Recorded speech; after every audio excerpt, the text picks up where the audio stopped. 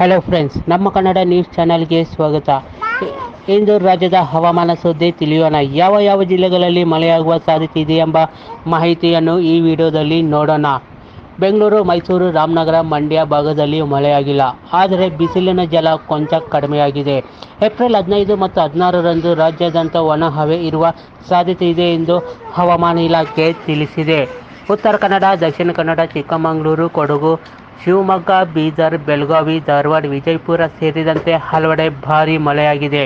April 17ರಂದು Dakshina Kannada, Udupi, Bagalkot, Gadag, Kalaburagi, Raichur, Koppal, Vijayapura, Yadgir, Ballari, Chikkamagaluru, Chitradurga, Davanagere, Hassan, Kodagu, Mandya, Shivamogga, Tumakuru, Vijayanagara, Mysuru ಜಿಲ್ಲೆಗಳಲ್ಲಿ ಒಂದೆರಡು ಕಡೆ ಹಗುರ ಮಳೆಯಾಗಲಿದೆ.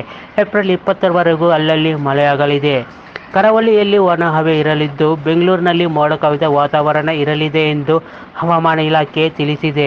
ಮುಂದಿನ ದಿನಗಳ ಕಾಲ ಇದೇ ರೀತಿ ಭಾರೀ ಮಳೆ ಕರ್ನಾಟಕದ ಹಲವು ಜಿಲ್ಲೆಗಳಲ್ಲಿ ಬರುವ ನಿರೀಕ್ಷೆ ಇದೆ.